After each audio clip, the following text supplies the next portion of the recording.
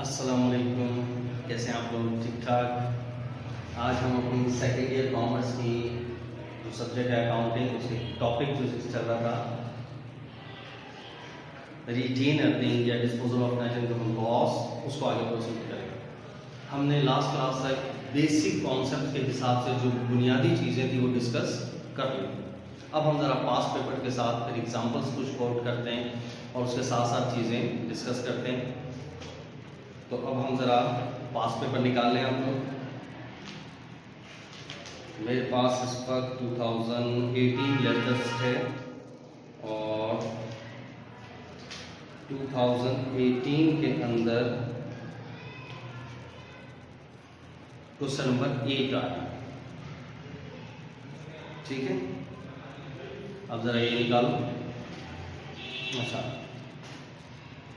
Lining खींचना, proper heading वगैरह, ये अभी पहला क्वेश्चन है तो मैं उसके साथ कर रहा हूँ। उसके बाद फिर मैं नरेशन वगैरह या लाइनें वगैरह नहीं कह दूँगा, बाकी तो सब आपको वैसे भी आता है। यहाँ पर भी अभी मुझे पहले सुबह खींचने की ज़रूरत नहीं है, लेकिन फिर भी आप लोग देख लीजिएगा। ठीक है, तो 2018 क्वेश्चन नंबर 8, या हाथ के हाथ आपने साथ साथ रजिस्टर लो और सॉल्व भी करते जाना है, समझते भी जाना है।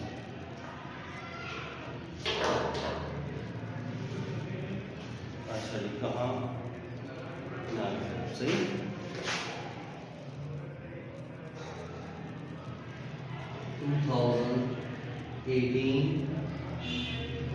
क्वेश्चन नंबर 8 सही, रिटेन अर्निंग का क्वेश्चन। अब सबसे पहले मैं सवाल पढ़ रहा हूँ, बल्कि काम करते पहले रिक्वायर्ड पढ़ लेते हैं करना क्या है। ठीक है ना? Record the word transaction is journal, इसका मतलब एंट्रीज पास करनी। Got it? Prepare the statement of retained earnings, statement भी बनानी है। दोनों पॉइंट्स हम पढ़ चुके हैं ऐसी। अच्छा जी, the following data was extracted from the books of, extract mean हासिल करना। ठीक है, क्या क्या हासिल किया? रेमंड कंपनी ऑन December 31, 2017, क्या क्या डेटा था? अथोराइज्ड कैपिटल और ब्रैकेट में लिखा हुआ है पार वैल्यू 10 रुपये, ना भी लिखा होता तो इट अंडर स्टूडे के 10 रुपये, और रुपीज़ 5 मिलियन 50 लाख। अब सिर्फ मैं इसके ऊपर बात करूं कि उसने बोला अथोराइज कैपिटल आपके पास 50 लाख है, 10 रुपये का एक शेयर है, या नंबर ऑफ शेयर्स गायब है। हालांकि मुझे ज़रूरत नहीं है, लेकिन वैसी नॉलेज के लिए अगर मैं पूछूंगा अथोराइज कैपिटल के अंदर नंबर ऑफ शेयर्स कितने हैं, तो आप क्या करेंगे? टोटल अमाउंट 50 लाख को उसकी जो पार वैल्यू, एक की वैल्यू 10 रुपये, 10 से डिवाइड कर दें तो 50 लाख, और उसको डिवाइड कर दें 10 से, तो कितना आ गया? 5 लाख। तो 5 लाख नंबर ऑफ शेयर्स होगा। सही ना? उसके बाद आगे ये एथोराइज के नंबर ऑफ शेयर्स बता रहा हूँ। एथोराइज का कोई काम हमारे पास नहीं होता, हम पैडअप के नंबर ऑफ शेयर से काम होता है। आगे लिखा हुआ है पैडअप कैपिटल, देखो आगे बात आ गई, पार वैल्यू फिर वही 10 और अमाउंट बता दिया 20 लाख। हाँ, अब अगर मैं आपसे पूछूं कि पैडअप कैपिटल यानी शेयर कैपिटल जिसको कहते हैं ना, शेयर कैपिटल के अंदर आपके पास नंबर ऑफ शेयर्स कितने हैं, तो 20 लाख डिवाइड बाय 10, तो आपके पास आ गए 2 लाख नंबर ऑफ शेयर्स। इसका काम पड़ सकता है। सही। रिटेन अर्निंग 300,000, 3 लाख रुपए रिटेन अर्निंग है। अच्छा, ये भी बैलेंस कुछ नहीं लिखा तो अंडर स्टोर ग्रेड में दिसंबर की 31, 2017 का the net income for the year 700,000 to be transferred to the retained earning accounts. अब यहाँ से हमारा पॉइंट शुरू हो गया।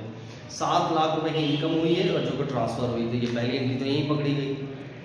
सेकंड, अच्छा उसके बाद directors made following decisions. Director ने अब ये किया, क्या? डिक्लेयर्ड अ कैश डिविडेंड, ऐलान किया कैश डिविडेंड करेंगे रुपीज 1.5, 1.5 रुपये पर शेयर। अच्छा, एग्जाम्पल में भी मैंने कुछ इसी तरीके से लिया था, 50 पैसे पर शेयर, इसने 1.5 रुपये पर शेयर कर दिया। डिक्लेयर्ड स्टॉक डिविडेंड 12%, 12%, हमने भी ऐसे कुछ लिया, 10% कुछ लिया था। दोनों किस चीज़ के ऊपर निकलता है? शेयर कैपिटल, पैडअप कैपिटल का। सही। अच्छा, appropriate for the plant extension 100,000 and for contingencies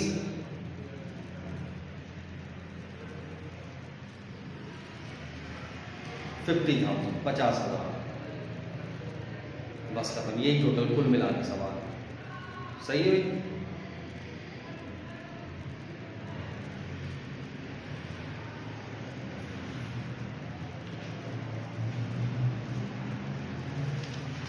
बस करें सवाल सॉल्व करता हूँ। ये पहला है, मैं विद फुल प्रेजेंटेशन कर रहा हूँ, सही। उसके बाद में मैं डायरेक्ट क्वेश्चन सॉल्व करूँगा, ठीक है, ताकि हमारा टाइम बच सके।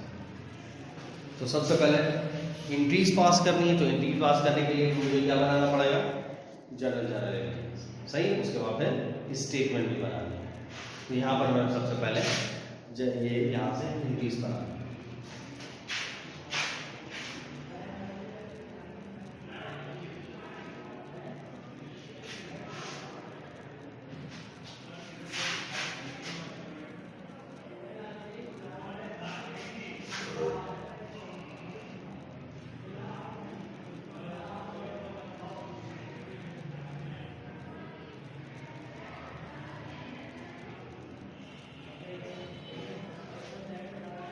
ठीक।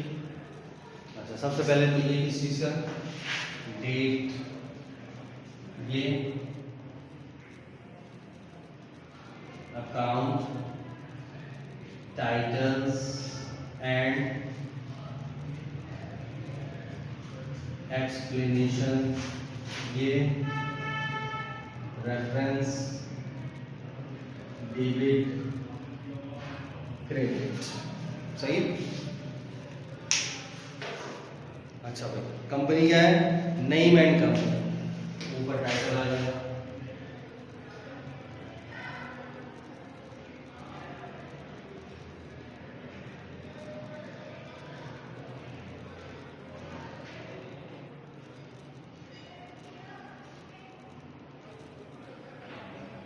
नेम एंड कंपनी और जनरल बना था।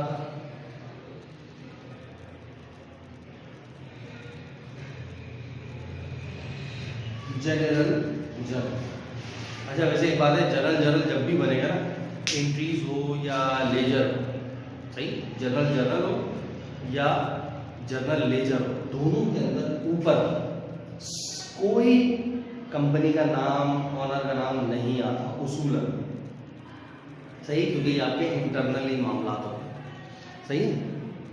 रिपोर्ट करते हुए आप ये कभी किसी को जर्नल या लेजर्स शो नहीं करते, इस वजह से ये उसूल है कि ऊपर कभी भी नाम नहीं आता। अच्छा, इसी तरीके से उसके बाद फिर ये जर्नल या जर्नल लेजर हेडिंग आती है, एंट्री करते हुए भी, टी अकाउंट बनाते हुए, और फिर उसके बाद भी कोई डेट वेट नहीं आता, सिर्फ और सिर्फ एंट्री पास करते हुए एक चीज़ लिखते हैं, जर्नल, टी अकाउंट बनाते हुए जर्नल लेजर, खत्म। लेकिन यहाँ पर चल रहा है, अब क्या कर सकते हैं, तो कम से कम आप नाम तो लिखिए। हाँ, ये नॉनसेंस हरकत बिल्कुल भी ना करें, डेट वगैरह ना, सही, वो तो बिल्कुल ही आउट ऑफ द बॉक्स बात है। अच्छा, अब सबसे पहला काम क्या था? पहला काम नंबर 1, इनकम ट्रांसफर हुई थी, तो इनकम ट्रांसफर की एंट्री बताओ। इनकम थी तो कहाँ पड़ी हुई है? क्रेडिट में। उसने कोई नाम लिख के दिया था? नहीं, बस नेट इनकम बोला होगा, तो हम क्या लिख देते हैं? Income summary. तो वो क्रेडिट में उठा के क्या करें? डेबिट। अच्छा, कोई ईयर वगैरह मेंशन है? हाँ, 31 दिसंबर 2017, तो आप भी लिखें 2017, बिल्कुल इधर दिसंबर 31। अब पहली लाइन पूरी ब्लैंक रहेगी, और उसके बाद इनकम समरी डेबिट और रिटेन अर्निंग्स क्रेडिट, सही। कितने से? 7, आपने बता दें 7, क्लियर। और एंट्री पास करते हुए कभी भी रुपीस का साइन नहीं आता, ना टी अकाउंट में कभी रुपीस का साइन आता है, सही। तो ये भी प्लीज होशियार ना बने। अच्छा, अब क्या है? नरेशन लिख दें।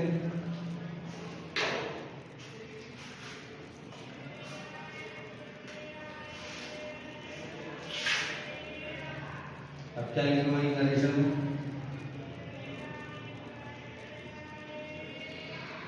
transferred net income to retain earnings। सही है, इनकम को मैंने ट्रांसफर कर दिया रिटेन अर्निंग। फिर दोबारा एक आध लाइन छोड़ दी और उसके बाद फिर 31 को फिर क्या काम किया है, डिक्लेयर्ड अ कैश डिविडेंड। अब कैश डिविडेंड डिक्लेयर किया, जब कैश डिविडेंड डिक्लेयर किया तो क्या एंट्री पास हुई, रिटेन अर्निंग डेबिट।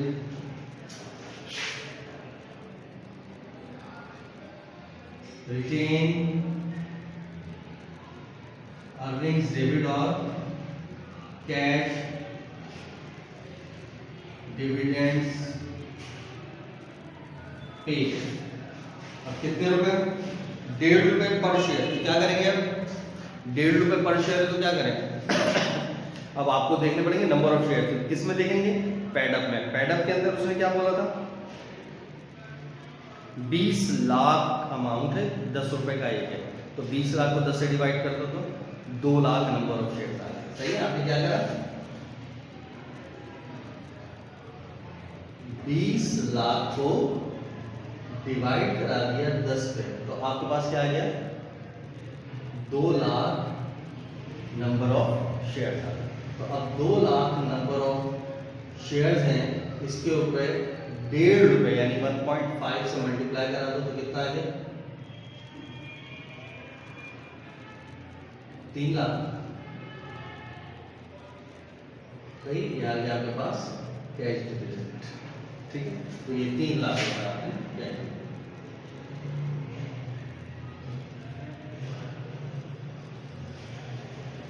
ठीक, अब नरेशन लिख दो, क्या करा आपने,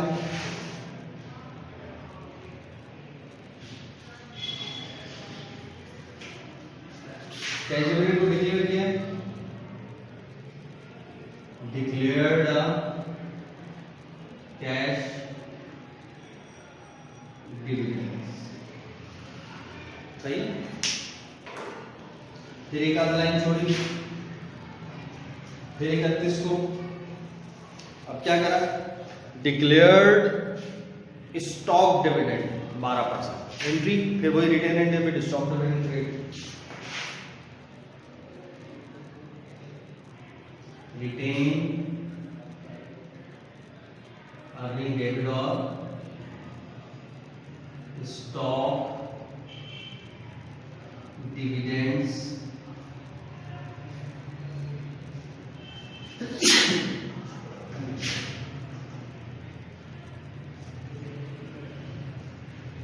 डिस्ट्रीब्यूटेबल।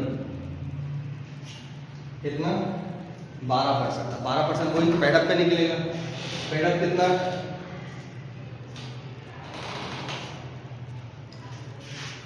पैडअप कितना था, 20 लाख ना,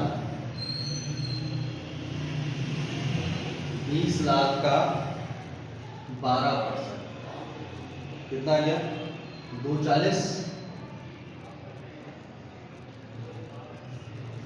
ये स्टॉक डिविडेंड की कैलकुलेशन होगी। सही, तो 2,40,000।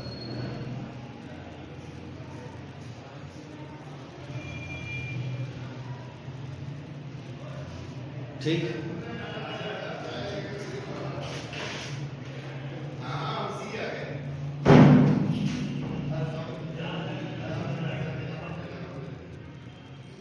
डिक्लेयर्ड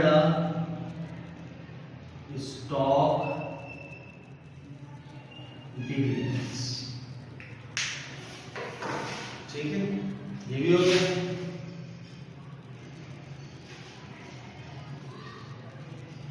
उसके बाद एप्रोप्रिएट कर रहे हैं प्लांट एक्सटेंशन और कॉन्टीजेंसीज के लिए, तो वो दोनों एक साथ है तो एक ही में फारिग करते हैं ना। तो retain earning debit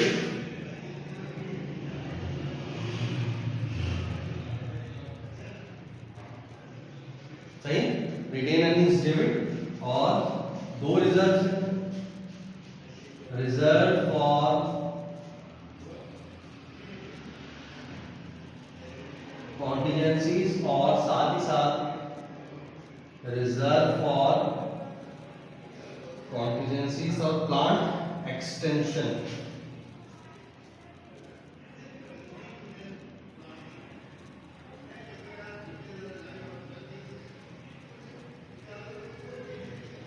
plant extension कितना है? Contingency 50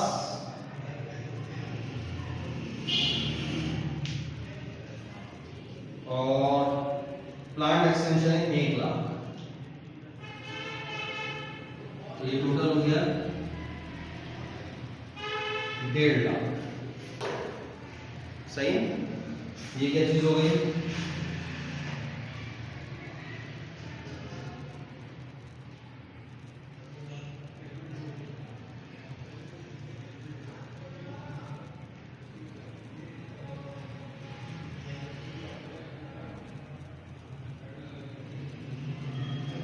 created reserve from retained earnings. सही है भाई?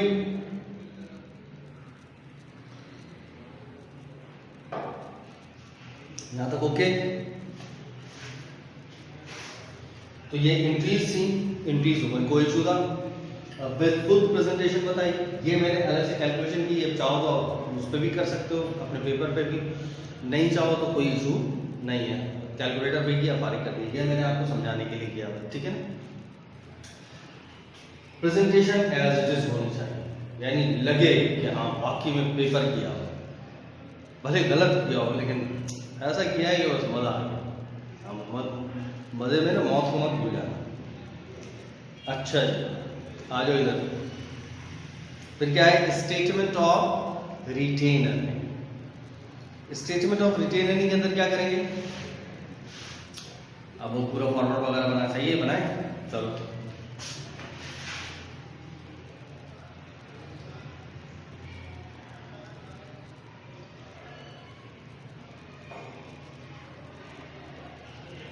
सबसे पहले मेन हेडिंग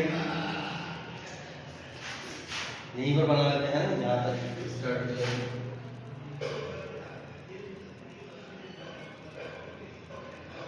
नई एंड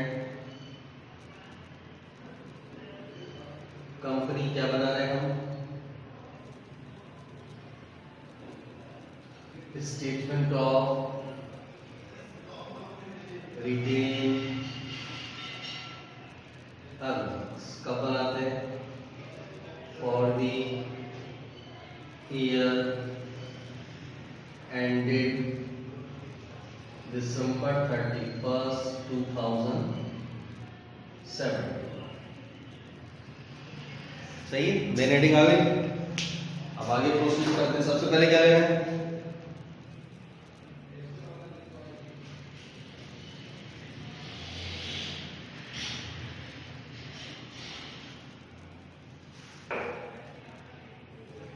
बताओ सबसे पहले क्या लेना? स्टार्ट। तो आपने लिया सबसे पहले बैलेंस, आपने लिखा बैलेंस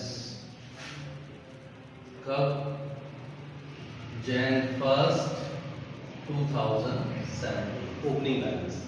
अब ओपनिंग बैलेंस जरा चेक करते हैं। सवाल में कितना था? 3 लाख। सही? तो आपने लिखा 3 लाख रुपए बैलेंस, ठीक है? ये ओपनिंग बैलेंस कितना लिखा हुआ है? 3 लाख। अब इसके अंदर इनकम थी तो ऐड और लॉस हुआ था लेस। तो हमारे पास इनकम थी, रिटेन अर्निंग क्रिएट किया था हमने 7 लाख से ऐड, तो इनकम ऐड करा, तो हम लिख दिया इनकम समरी। क्या नेट इनकम भी लिख सकते हैं, कोई मसला नहीं है। नेट इनकम कितनी? 7 लाख। कितना हो गया? 1 मिलियन। 10 लाख। ये टोटल हो गया हमारे पास, सही? या सब टोटल लिख सकते हैं इसको। अच्छा, अब कुछ चीजें लेस होंगी। अब क्या क्या लेस हो रहा है? सबसे पहले डिक्लेयर्ड। क्या क्या डिक्लेयर करा था हमने? हमने डिक्लेयर किया था दो चीजें थी ना, कैश डिविडेंड, एक स्टॉक डिविडेंड, एक कैश डिविडेंड और एक स्टॉक डिविडेंड डिस्ट्रीब्यूटेबल। राइट, कितना देना, 3 और 2 40, 3 लाख और 2 40, टोटल कितना होगा, 3 4 5, 5 लाख 40। एक तो ये, और दूसरा एक और चीज थी क्या,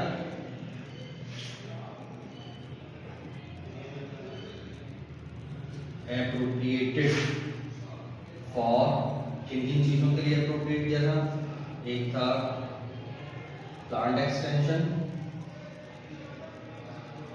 और एक था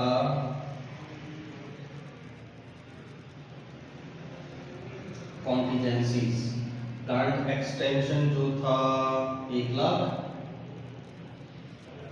और कॉन्टिजेंसीज जो था वो 1.5 लाख, टोटल कितना हो गया, 2.5। सही, दैट्स इट। तो 10 लाख में से ये माइनस करा दो, 5 6 7, 7,90,000 माइनस करा दो, तो कितना आ गया, 2,10,000। सही, 5 6 7 8 9 10, 2,10,000।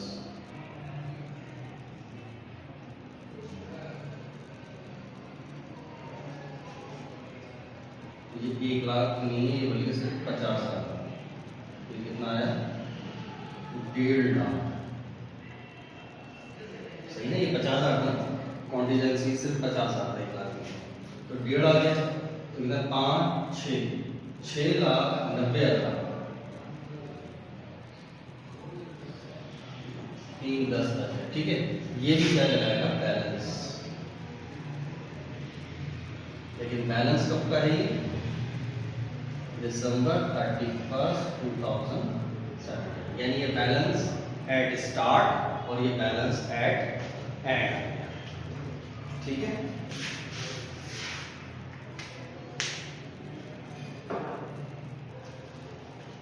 बताओ कोई इशू यहाँ तक। और ये बिल्कुल बेहतरीन प्रेजेंटेशन हो गई, स्टेटमेंट ऑफ रिटेनर। अच्छा, कुछ नॉलेज की बातें जो मैंने बताई थी, ये बैलेंस शुरू का कौन सा कहलाता है, अनएप्रोप्रिएटेड। तो आखिर वाला बैलेंस भी क्या बन जाता है फिर दोबारा, अनएप्रोप्रिएटेड फॉर द नेक्स्ट पीरियड। ठीक है, ये हमारी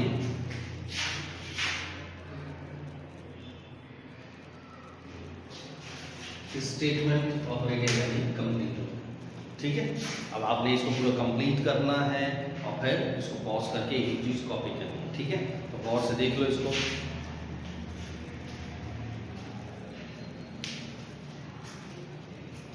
ठीक है, पॉज करके कॉपी कर लेना। अल्लाह हाफ़िज़।